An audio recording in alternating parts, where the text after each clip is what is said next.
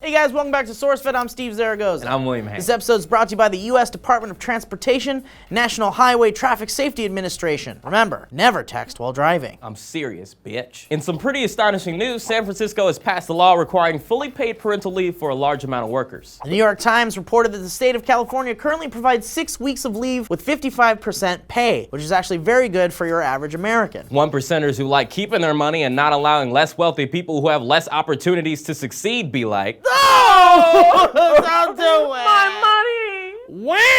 I'm rich and I want to stay that way. Wah! The FDA just approved a new treatment for HIV and it's called Descovy, and it only needs to be taken once a day. The drug works by interfering with a special protein necessary for the virus to multiply. It's not a cure, but it's a safer alternative to current HIV treatments. And that's great news, as there are an estimated 1.2 million people in the US living with HIV, and only having to take a pill once a day with lessened effects to bones and kidneys is definitely a step in the right direction. If you want to learn more about Descovy and important information about HIV and AIDS prevention, check out the description below. You ever walking around on your cattle farm in Okeechobee, Florida, and notice there's an 800-pound monster eating all your cows? Well, you're not alone. Lee Lightsey, the owner of Out West Farms, and his hunting pal, Blake Godwin, discovered the 15-foot alligator in their cattle ponds last week. Now, the boys noticed that there were definitely remains of several cows near the ponds and deduced that the terrifying creature was in fact eating them as they came to drink water. So they did what any other normal gun-owning citizen in the United States of America would do. They shot the hell out of it. After murdering the real-life dinosaur, it was so big they had to drag out its lifeless corpse with a tractor. They were also able to snap a great photo of the dead monster. Wowee! That get you about like 12,000 likes on Instagram. Now, apparently the boys plan on donating the meat to charity. What? And having the beast taxidermied to lug around as a display at their hunting shows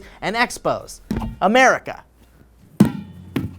This week, The Gap was accused of a little bit of racism in their advertisements. The company posted this photo onto their Twitter page with the caption, "Meet the kids who are proving that girls can do anything." A user responded, proving girls can do anything unless she's black. Then all she can do is bear the weight of white girls. Okay, I get it. I can totally see how that comes off in this photo. Now another user wrote, the white girls can do anything, but the black girl is an armrest? Congratulations on the passive racism. Guys, I'm just gonna go out on a limb and say this is one of those accidental racism moments. It's actually kind of beautiful because 50 years ago, you couldn't even find black people in advertisement. I appreciate the need to prove that things still aren't equal, but let's say the name calling for when it's actually intentional. There's no need to hold down a company whose tagline was literally, "Meet the girls who are proving that girls can do anything." You know who's really racist? Several other companies who do nothing but economically hold down people of color, not put clothes on children. But what do you guys think? Do you think this is actually racist? Do you think it was unintentional? Let us know in the comments down below. And thanks again to the U.S. Department of Transportation, National Highway Traffic Safety Administration for sponsoring this episode. From April 8th to the 13th, law enforcement will be out in force looking for people who are texting and driving and violating other distracted driving laws. And when they see it, they will write tickets. Whether you're texting, talking on the phone, eating, adjusting your radio, or any number of other activities, all distractions endanger every other road user's safety. In 2014 alone, 3,179 motor vehicle passengers were killed and approximately 431,000 were injured in distracted driving crashes. And remember, never text while driving. You drive, you text,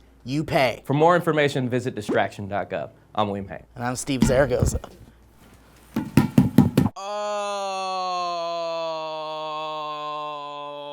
Your legs. Well, I mean, I'll tell you, my dad always used to say legs and eggs.